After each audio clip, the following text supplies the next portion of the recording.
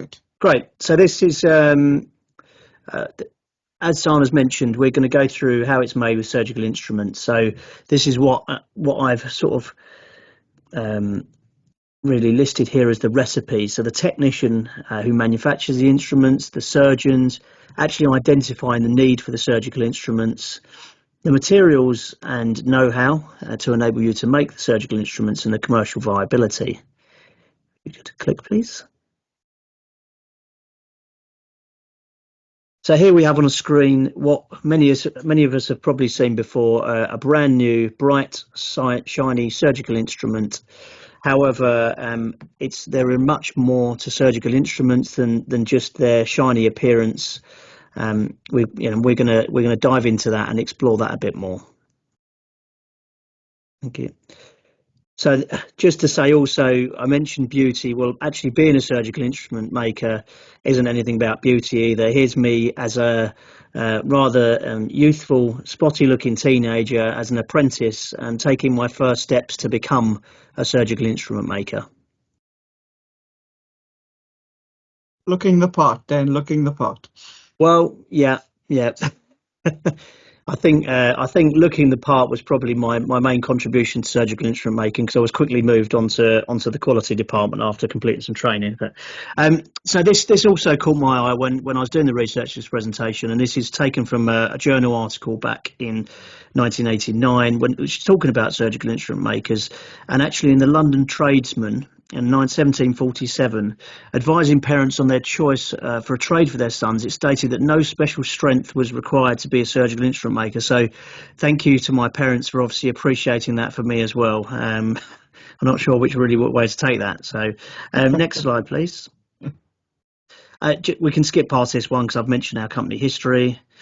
This is quite interesting, again from a similar, the same journal actually. This is showing the evolution of the surgical instrument maker, and actually starting all the way back from the flint tool maker. So what you would also know as the Stone Age.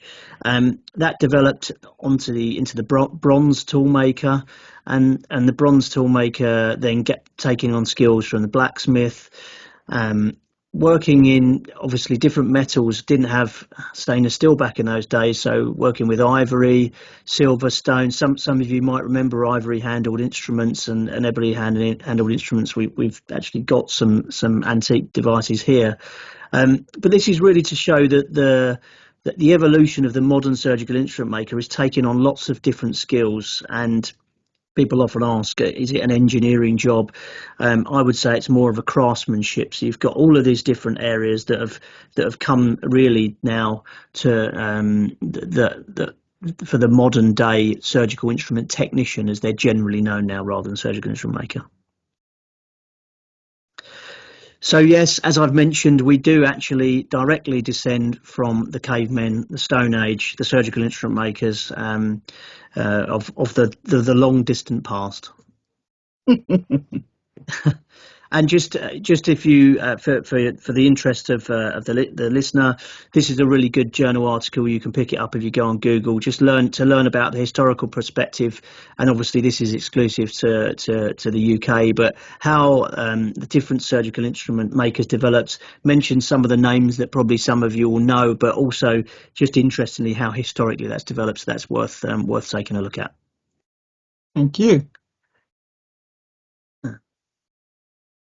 Just very quickly to mention how really we rely, as instrument makers, we rely on apprentices. Here's our factory manager back in 1980 winning what was the Souter Prize for the company that he was previously with, the company that my father was originally with, a company called Arnold's, which was eventually McCarthy Medical in the UK. So winning the Souter Prize for his instrument that he made. And just skipping on now, you'll now then see what Terry now looks like. So that's what making surgical instruments does to you for many years. Terry's been with us for 35 years, but we followed the same program. We believe in installing in skills in our employees and using apprenticeship schemes. So that's how generally instrument makers learn. Excellent. So now we're going to go on to the origins of surgical instruments.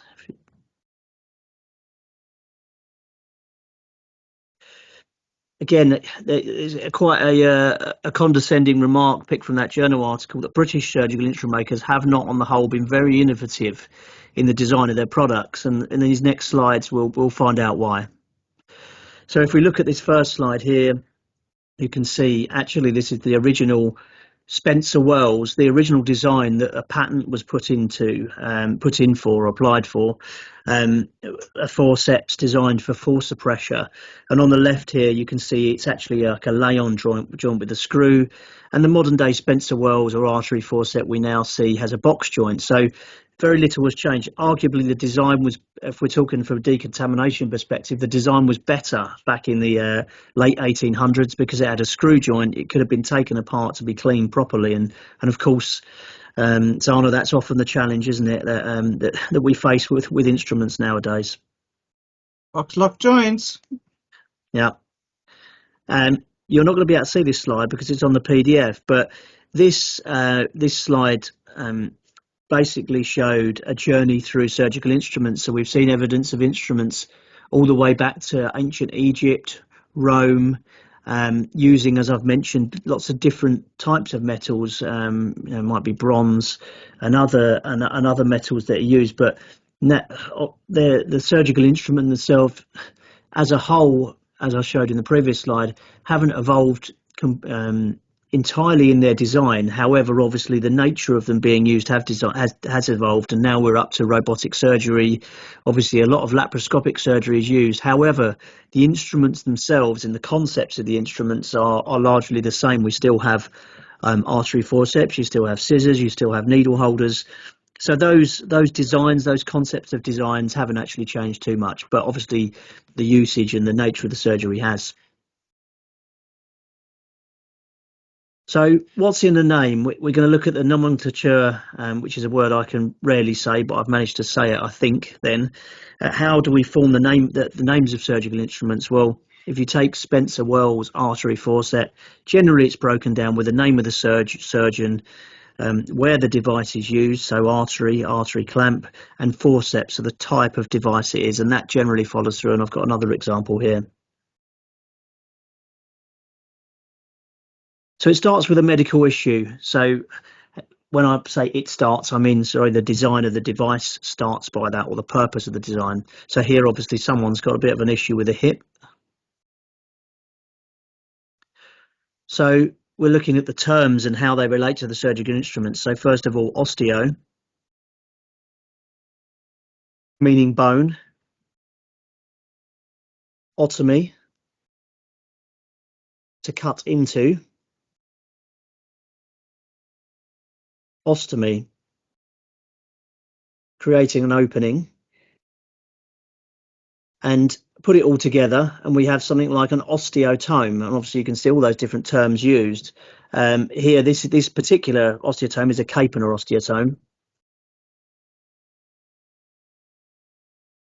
And again, another comment here, just taken from that other journal, the journal article that I found so interesting, and that it's remarked that in general, typically the surgical instrument makers have been very conservative with their own design and have deferred entirely to the whims of our customer, the surgeon. So obviously in that instance, the Capener osteotome came from, and next slide, please.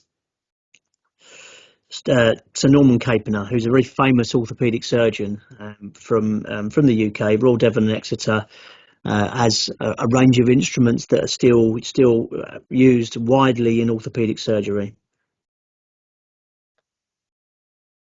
This is the sort of thing that we get though from surgeons when they want us to make an instrument, and this is actually a rough sketch from a surgeon, Mr. Whitlow, who's not too far from us in Essex. So he came to us and said he wanted a retractor system for vaginal hysterectomy designed, and this is what he gave us.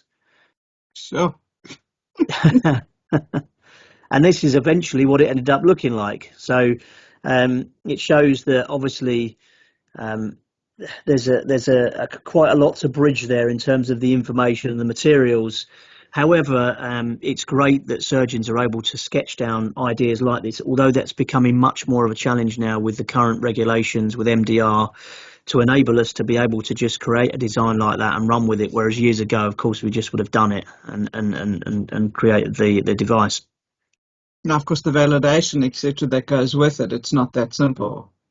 No, that's right. The validation, and the classification of the class one instruments as well. Yeah, I suppose if it's something that's very similar, then that does make it possible. But I think it's also the risk factor that it's difficult for instrument companies to want to take that risk to create that device, and that's where the commercial viability element comes as well. And just to remark again, the same appears to hold true today. The willingness with which British instrument maker continues to produce fanciful and often wholly uncommercial instruments to the design of the individual surgeons is legendary. So exactly that remark, and that device we produced was really only for one surgeon in the end, and it can be one surgeon who's got the greatest idea that he feels, but often surgeons operate in very different ways, and one design device might not be suitable for other surgeons. And you can do your own research, and it's quite good fun to go on and Google and see the different surgeons and how the instruments that you handle every day in sterile services or in the theatres, and where their names come from. And obviously Jules Emile Peen from the Peen artery forceps here. So now we're going to get onto material selection, tie that back into surgeons and their desire for quality instruments. And we're going to start off with this, which is an image I share a lot. And for those of you who don't know what this is a piece of iron ore. And iron makes up the majority of surgical instruments. So approximately 70 to 80% of the composition of surgical instruments are made from iron. Obviously, they have other elements in the alloy, such as carbon, nickel, and chromium. But what you need to focus on really is the colour of this piece of iron ore. And this is essentially iron oxide, so it's iron in its most stable state. And iron, whether it's on a piece of railing or whether it's in a surgical instrument, will do whatever it can to get back to its most stable state, as chemical compounds do. And obviously the familiarity of the colour in relation to rust will probably not be lost on you. And of course, it's not just about getting a piece of iron and then cracking on and making an instrument. You have to put all of these elements into a blast furnace and combine them to come up with a suitable alloy that would enable you to manufacture a surgical instrument. And if we look at a world iron ore mining map here, just some data to share. People often wonder nowadays why a lot of surgical instruments are made in Asia, Pakistan, China, and that's because the majority of the iron ore mining is done in those areas, and therefore it's logical that the manufacturer will also be in those regions. And just to show the largest steel producing countries are, of course, those countries I've mentioned. A lot of Pakistani instruments are manufactured from Japanese steel, which you can see sit at number 3 there. However, I think there tends to be a bit of a stigma around the quality of steel coming out of different countries. For me, it's all about the standards, and providing those steels are to the correct standards, and there should be no reason why they can't be to the correct quality. So here's just understanding your quality standards. ISO 7153 is the standard for the composition of stainless steel for surgical instruments, and surgical instruments generally should follow this for enable them to be suitable for use and for longevity of use. There are some British standards actually which are really old, but they allow us to define some testing for scissors and artery forceps, and we use those in manufacture. You'll be very familiar, of course, with CE marking, Medical Device Directive, which is now transitioning to the MDR, UKCA mark. We're having to go our own regulatory mark in the UK at the moment, and ISO 13485 that, again, I'm sure you're familiar with. Indeed. Stainless steel for surgical instruments is called martensitic stainless steel, and this was seemingly discovered by chance by a Harry Brearley, who was doing some research actually looking for a suitable alloy for gun barrels, and discovered martensitic stainless steel. And just to show you briefly, you won't be able to see my cursor on the screen here, but these are the common A, B, C, and D are the common stainless steels that are used, or still common smart set stainless steels that are used for manufacture of surgical instruments. And you can see on the left the different levels of carbon as it progresses from A through to D, carbon being the C under chemical composition. I think it's on it. As progresses, more carbon in the device means the device can be manufactured to be made harder and be suitable for certain uses. You'll see the chromium increase with that as well, and that chromium allows you to passivate the steel, and I'm going to tell you a bit more about that. Excellent. So here we have our Capener osteotome that we've mentioned, invented by Mr. Capener, and this is what the composition of that would look like. So in terms of the carbon, I've mentioned 0.42 to 0.5. That will mean that we can then get and achieve a level of Rockwell. Rockwell is the hardness, how you measure the hardness of stainless steel or any other material alloy. And we can only achieve that if we have that correct amount of carbon, and that's why I'm referring to this ISO 7153. So if you have a chisel or a gouge that hasn't got that correct composition, then Mr. Capener would be very unhappy because it would go blunt very, very quickly. Right, and obviously then the level of carbon in a surgical scissors versus an osteotome is going to be different. Yes, they are different.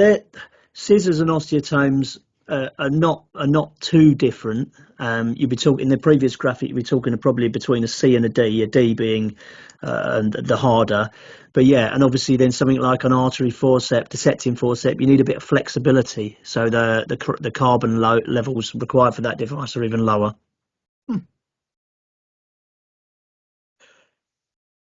And passivation is something I mentioned.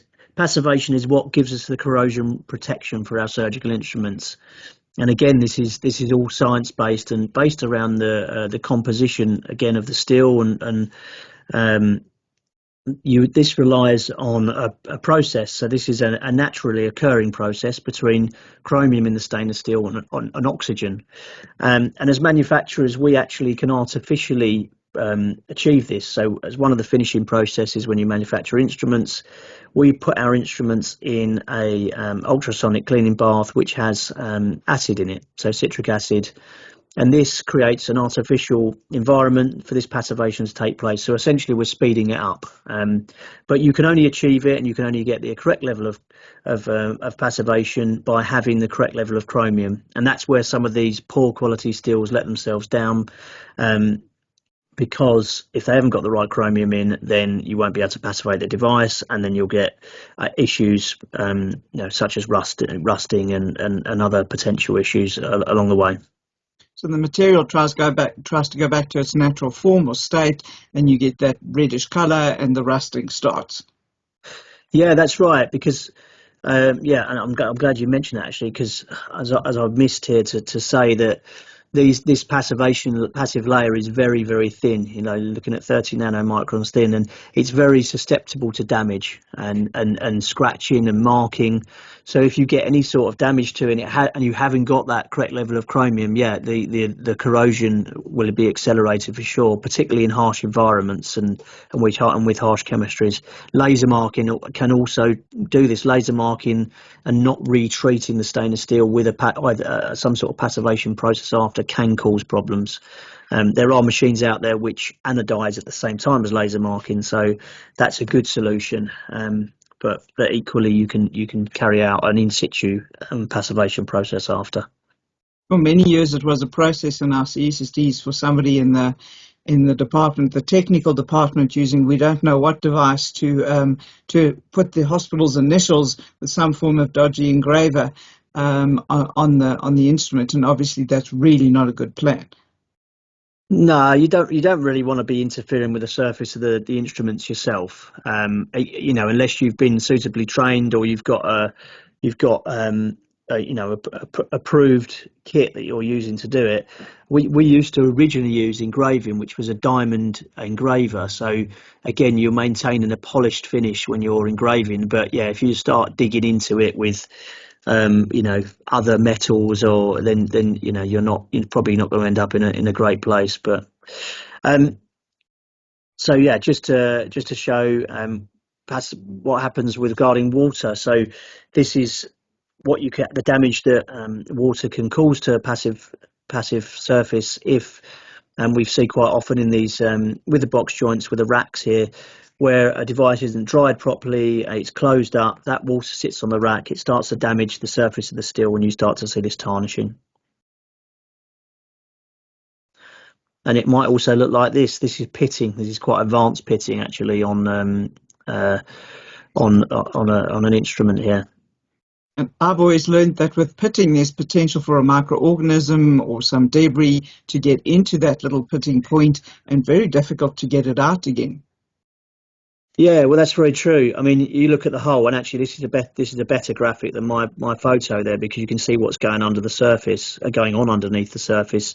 And you're right, you've got a pit, and essentially that, although obviously this is very small, it's still a recess that you can't sterilise, because how can you get into that to sterilise it? So you have to be very aware of that. Pitting generally will only occur in an environment where there's chloride, so it might be obviously that's something to think about in relation to your water quality.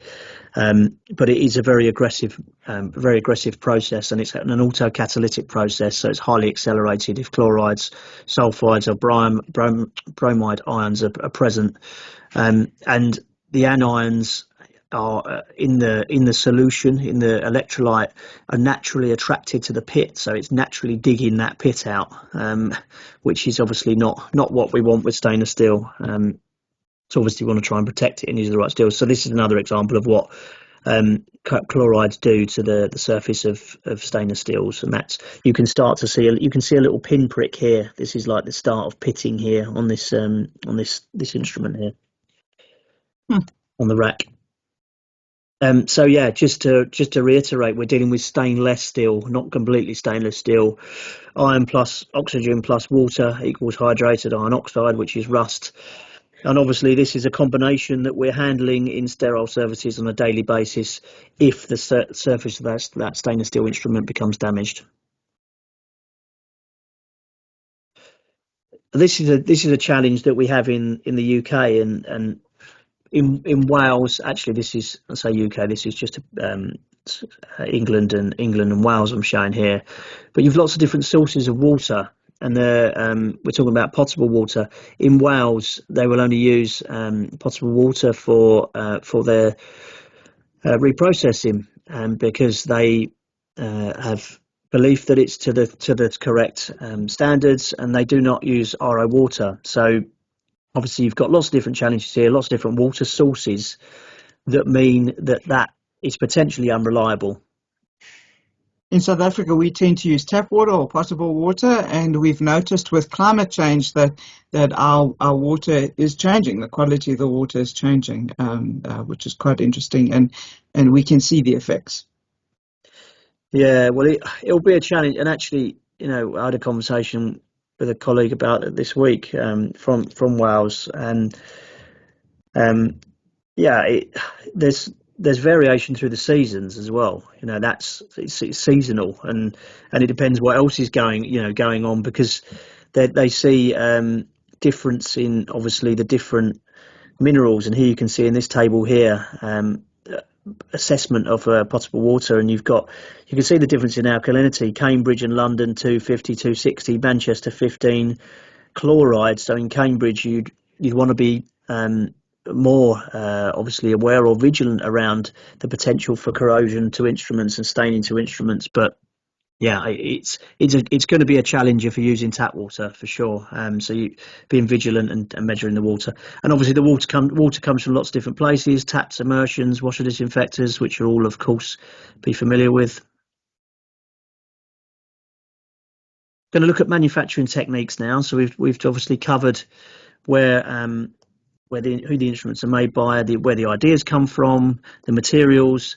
And these are, as instrument makers, we tend to use patterns or drawings, but patterns are very common. So when we're manufacturing an instrument like one of these mallets, and we get an order for it, we'll take one of these patterns and it will go down to the factory with a device and a drawing if there is a drawing with it. This is what one of the drawings might look like. Simple drawing of a Mayo instrument pin, which probably don't really need a drawing for a Mayo instrument pin, but that's what a technical drawing would look like. And you want to be doing your due diligence as an instrument manufacturer, because as we've highlighted, that steels are coming from lots of different places nowadays, and although we need the awareness of the ISO 7153, we need to be able to check that for our customers. So we actually perform due diligence. We send forgings away for testing to make sure that they're to the correct stainless steel. So we can give our customers assurance that they're getting the right standards. And you can see this is the sort of certificate you get from that, with a breakdown of the chromium, iron, and just to check that it's to the right spec. Excellent. Some of these, I'm not sure all these slides are going to work on the PDF, but we'll go with it, and I'll work round where I can. Drop forging is probably the most common process for creating forgings for surgical instruments. So forging is to form by heat or hammering, and then we anneal that, soften it after forging to allow it to be worked and manufactured. And these are some of the, we used to have an actual manual forge, which we don't actually have anymore because we had to free some space. But these are the sort of, well, they were called forging bosses. You'll see some of the shapes that you probably recognise from different forceps here up the top, particularly a bow. You've got what look like artery forceps and dissecting forceps. So these would be used essentially as almost like like what I would call like a Play-Doh mould type thing. Right. And in the next slide, hopefully, okay, yeah, great. So this is a forging. So when you've heated up your molten metal and you smacked it into one of those shapes, you might end up with something like this, which is starting to look like a needle holder. And this is the process, just to show you, demonstrate, when we heat up stainless steel and we go through that forging process, we look to get it to this sort of cherry red process, cherry red colour. And then, is this going to work? Sana, would you mind clicking? No, I don't think it's going to work. No, okay, that's fine. So what this was going to show was basically a step-by-step showing how when a colleague who is working on this hits the molten metal with a large mallet, it spreads out and you achieve a shape you want to achieve for that device. And we use other processes. So with regards to the forging for that particular needle holder, you would use a mill. So you'd mill out the shape. You'd start to cut into that forge to create the correct shape. And here you can see where this has been milled. So you can see on the right hand side, you can even see the lines from the cutter on the right there, where it's cut into that forging shape and started to create that box joint, and the same on the left. So we're starting with that basic piece of metal, then we forge and we grind and we cut and we get to the final shape that we need. That's correct. Yeah, and this is eventually what we work towards. So the device is heated up, an opening created, and it's articulated, and then eventually you end up with sort of, here's one I made earlier on the right, which is a needle holder. We use lathes very often in the workshop as well. So I'm obviously reflecting back to the surgical instrument maker, not just being an engineer. They use a number of dips. We're talking about, obviously, you've seen some manual craftsmanship with the spreading, lathes, mills. So that in this case, turning some handles for what looks like some osteotomes, I would have said. Drilling seems quite basic, but drilling and reaming holes on a mallet here. We're drilling some holes to take out some weight out the mallet. Welding, very common for particular devices. Certainly mallets, again, welding around the neck of mallets, making sure they're secure and those heads aren't going to fly off while they're being used. These are, I think we're manufacturing some retractor pins here, again, welding around the head just to give that assurance that the device is going to hold together when it's most needed to. Geez, there's a lot involved. Hand chipping, laser weld, incredible. Yeah, so laser weld. So laser weld is welding, but with a laser. If you want to click on, you'll see where it's used. So you'll now see laser welds on lots of very intricate hot gaps, where before that would have been a gap on a retractor, or it would have been filled with solder. It's nicely, intricately laser welded. So you're preventing obviously your bugs getting in there and causing a contamination on the device. Excellent. Fit lots of different finishing wheels, polishing, grinding to take out those marks, and this is a grinding belt. Oh, sorry. That's all right. That's all right. Carry on. That's fine. Oh yeah, sorry. Just wouldn't mind clicking back one. All right. No, sorry. Ignore me. Skip on one, and then so scissor sharpening has its own dedicated wheels for particular scissors. So supercut scissors have to be sharpened in a particular way. Very important when you're getting these repaired to ensure that they're repaired using the correct manufacturer's, really following the manufacturer's specification. And you can see, for instance, here we have a supercut scissor. You get this really ultra fine micro serrated edge on the left and a really ultra sharp sort of razor edge. But to achieve this, you need to use the correct wheels and the correct materials when you're sharpening. So that's the definition of a supercut scissors: the razor edge on the one side, and is that the right terminology? The serrated edge and the razor edge on the other side. Amazing. Yeah, correct. Yeah, because you then get grip from the serration when you're cutting, and then obviously the clean slice from the really sharpened blade. Could probably phrase that better, but there's a lot of bench fitting. So working on a vise, so bending and shaping, ensuring that the devices are set correctly. So in a British standards, we have a particular set for certain artery forceps, and we test that as well by putting them under tension for several hours. So coatings becoming more widely seen. So here there's just a range of different coatings that are on some scissors.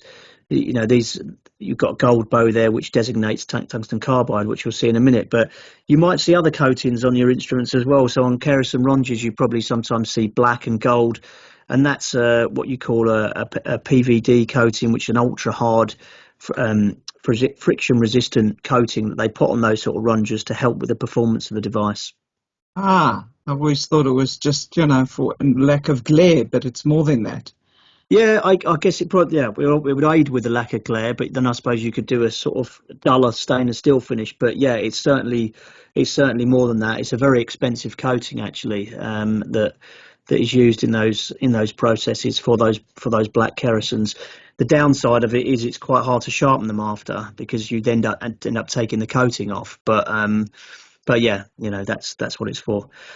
Just a quick couple of slides on identification. So supercut, I've shown you a supercut. You'll see black bows on a supercut scissor that look like that.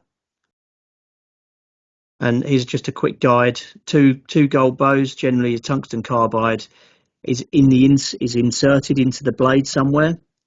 You can see that on that when you get two gold bows. If you look very closely, it's like a sort of welded brazed line you'll see down the edge of that scissor. So two black bows is supercut, and then combining them, one black, one gold, is supercut tungsten carbide. You might see some left-handed scissors that are designated by one black bow or one gold bow sometimes, but they're rare, quite rarely seen. And coatings can be used for aesthetics as well. This was a project we did with the hospital for our issue with CJD, where all of the instruments from post-97 born patients had to be separated out for high risk, and one hospital coated them all gold. So they were all that was used, but just really purely for identification. Induction brazing is another manufacturing process that we use on needle holders. Here you can see it's like a coil, and then the needle holder has flux put on the jaws, which is the hard tungsten carbide jaw there, and it goes into that coil, and that just heats up that area specifically to ensure that it doesn't take the temper out the stainless steel. You wouldn't want to heat the whole instrument because you can make it soft, so it just purely heats up that area. It allows it to be focused. And just to say a bit on those needle holder jaws as well. You've got lots of different types of jaw. Obviously the finer for the finer needle holders and the coarser for the heavier duty needle holders.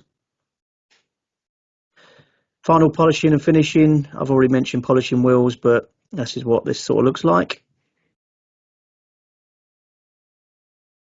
The reason I mention that is surface finish is very important. So you've got a rougher finish will make it harder to clean the device and will add to your corrosion issues. If you have a lot finer surface finish, the wettability of the steel is reduced. And what I mean by that is when you drop water onto the device, so if you're washing it, it disperses naturally on its own because it has a smoother surface.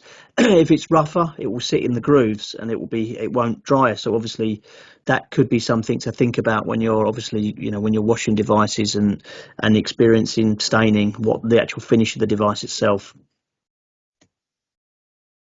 How are we doing for time, Zana? Because I realised. Yeah, not too bad. Yep. Okay. I need 5 minutes at the end, and we'll finish at 1. No problem. This is what different surface finishes look like, just quickly. So that's for a quick slide to show and can skip on. Vacuum hardening. I mentioned obviously you anneal the steel to make it soft so you can work on it. Well, eventually you have to put it in a chamber like this to harden it, and that's utilising that carbon in that steel to make sure it comes up to the correct hardness and will then perform to the correct hardness. Only recently we saw a batch of forgings for some scissors that weren't up to the correct hardness level, and we've had to instigate some routine testing to ensure that's the case. Laser marking, as I've mentioned, commonplace on surgical instruments. Cleaning and passivation, these are two of our smaller cleaning tanks. We use a sort of like a 4-stage process with much bigger tanks that we have now to go through ultrasonics. They're ultrasonically cleaned to remove any greases, and then they're passivated in these tanks as well. Packing and labelling, of course, obviously very important, becoming more and more of a challenge, and also from a regulatory perspective, but also difficult for you guys, the end users, to be able to keep tabs on all the different symbols that you're supposed to know. That's a challenge in itself. This was just quickly going to click through and show how we made this instrument, but unfortunately I can't do that. But essentially this is obviously a device that basically you have it's a retractor, and the one on the right is the pattern. The one on the left is what you would have seen us make, but essentially I was going to show it from a forging all the way through to how we heat it up, bend it and finish in it. But I'm sure you can share the slides after so people can have a look at what that might look like. Excellent, thank you. Commercialization is key, and we're talking about how it's made. Well, obviously we don't want to make something that isn't going to be sold as a business, and equally you don't want to be bothered with one-off devices that you then have to learn how to clean and work out how they should be handled if they're not a commonplace device. So that's a key part of the manufacturing process and really needs to be worked out at the start. I think we covered these. Yeah, covered that. Yeah, so that's covered. Validation. Just a quick mention of validation. This is now a big challenge for surgical instrument makers, is making sure that your devices are validated. You can prove they can be cleaned. And here's a picture of some kerris and rongers where a surgical site infection was an issue because they weren't cleaned properly when they were taken apart. So as I mentioned, yeah, things like looking at tricky to clean devices, so a lot of kerris and rongers, for instance, to take apart now to enable you to clean them correctly, and giving consideration to actually maybe preventing damage to devices, so putting them in specific baskets to protect the devices, like this sort of thing. Reflecting way back now at the start of the presentation to the journal article I shared, it was also said that case making was a separate trade. So we're talking about cases to put the devices in for surgical instruments, and a minor specialised branch of case making. And the case maker had two major customers. So this is like wooden case making, surgical instrument maker and the gunsmith. So I found that quite interesting. And it was almost possible. It said it was almost impossible to decipher between the two. That the gun cases and the surgical instrument cases both look the same. And this is an example of one. This is what's an antique that we have in house in our little museum we've got, which is a surgical instrument maker's case from 1920. Oh. The future, just very quickly, we'll skip through these, Donna. So robotics, we know about that. Different materials, carbon fibres you'll see being used in some retractors, very, very expensive, and I don't think, other than for specific surgeries, for MRI, probably not widely used. Nano coatings, active coatings on the device to help with cleaning them, something to look out for the future. Plastics, so more and widely use of plastics. You'll see them being used in handles now rather than the sort of the Tufnell or what looks like wooden handles, which can be a bit yucky to clean. And thinking about restoration, so sustainability, refurbishing devices rather than just throwing them away and getting new ones. And this builds into a lot in the UK. It's a very hot topic at the moment, ensuring that we're working towards carbon neutrality, and that's encouraged through hospitals to repair devices rather than just replace them nowadays. And this is the sort of thing you can achieve. We got actually the before on the right and the after on the left, so you can, utilising the skills that I've shown and the technicians, you can actually refinish the device so it looks like this, as good as new. Just in summary, so instruments are crafted by makers and technicians. The names of the devices come from the inventors. Got to think about the commercial viability of that though. Somebody might have a great idea, but is it actually going to be a flyer? Iron makes up the majority of composition. Very important to remember that when you start seeing stain on your devices, and that's it's fighting its way to get back to the most stable state. Passivation of the steel is crucial. And majority of instruments coming from forgings, and a majority from martensitic stainless steels.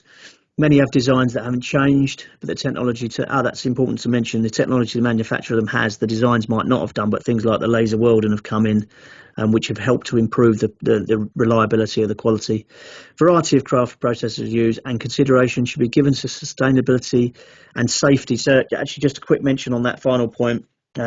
Fashion around repairing devices, you've got to really ensure that they're being repaired by suitably qualified technicians so otherwise you're creating a patient safety issue. So I think that's it.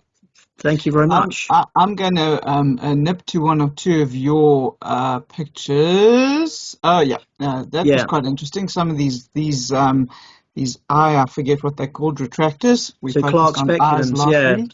With the tape as well, particularly. So these are some other slides I stuck at the end just for some conversation really around some of the stuff we see. Yeah, tape is pretty nasty. That will flake off. This is what happens. Just different. That's a good example of pitting. This image here on the screen here, nice. And you can see where the device has been left wet because you can see that water pooling. The other side of the device is in another picture, but where it was closed up, it might be there was a small hole there initially, but you can see that water sat there and started to cause that problem on that instrument. Instead of flipping back to my slides, I'm just looking for that one. Where's that one? I thought we had that one of the. What one was it you were after? With the rust in between, but I think we may have mentioned it already. On the box joint. Yeah, on the box joint and in the ratchet. So one of the things that happens in South Africa, and I'll talk to this publication briefly, is that we know it's clearly stated in everything that we've read that blood itself, certainly saline, is problematic. And water, you've already mentioned, the quality of water overall is problematic. But one of the things we know we need to keep our instruments moist because dried instruments are extremely difficult to clean, or where patient soils have dried on an instrument becomes very difficult to clean. So what we do is we have to find a way to keep them moist. And one of the methods we tend to use, or have often used for years, is to leave them lying in a bowl of water. And then that bowl of water, they sit in that bowl of water for a long period of time in the CST, depending on how busy the unit is at the time. And that, of course, is really and truly, by the looks of it, not going to do us any good. And that's why we're moving towards these pre-treatment foams and gels. The idea is not to leave them in the bowl of water. You want to take them out of the bowl of water. You want to put all the instruments together, the used, the unused, everything together. Spray it a bit with the transport gels and foams, which then, of course, keeps it moist. it's pH neutral, so we've got the non-corrosion stuff happening, and we don't have this whole horrible big bottle of water to worry about with instruments, etc. And that, I think, is one of the important things I wanted to get across today about that. There's also the point of use treatment, and that is what the RNs need to be doing in the theatre, because it's a dual event. This we all need to work together at the end of the day to get the instruments prepared and start that cleaning process during the case, after the case, and preparing it over there, and trying to get off as much of that, managing that blood, but not soaking in huge bowls of water. I think that's something that in our country we have to move away from. Something that concerns me a lot.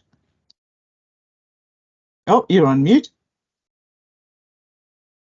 Sorry, you mentioned saline. Saline's a nightmare for instruments. You know, not clean that off. That'll and you know that'll is a surefire way to ruin your instruments quickly. But yeah, I think this point of use and pre-clean is becoming more and more prevalent in the UK as well, as more super centres have opened up. And they, you know, often it's not really, it's a bit of an afterthought in that how are we going to ensure that the devices between being used and they then might sit there overnight, or how quickly are they going to be reprocessed? And if you don't use something like one of these treatments, then there's a higher chance that the instruments will become damaged. I think that, you know, there's a few different options out there, but I've seen, we've done some trials with some of the pre-cleaning gels and not seen any detrimental effects on the instruments, and it can only, keeping it moist can only help the device, in my opinion. But obviously the right kind of moist, putting in a bowl of water doesn't sound great. Excellent. Thank you very much for that. Yes, I think that's the majority of the points we wanted to get across today. And thank you so much for sharing these in-depth knowledge and processes. I've never seen a design of an instrument on a piece of paper before, so I've learned quite a bit about the process, and hopefully everybody else has as well. And thank you so much, Dan, for joining us and presenting. I think pleasure. that'll wrap us all up for today. As normal, in approximately a week or so, we will send you links both to the videos of last week and this week's recording, along with the links to the test. If you take the test, watch the recording, obviously share it with others as well. Take the post-webinar test and you will receive a certificate of attendance from SAF Education. Thank you so much, everybody, for joining us today. And I'm going to now end our meeting. Thank you. Cheers. Bye. Right. Thank you, Don. Bye. Right. Thanks, everyone. Thank you. Thank you. Thanks for the opportunity to present. Bye.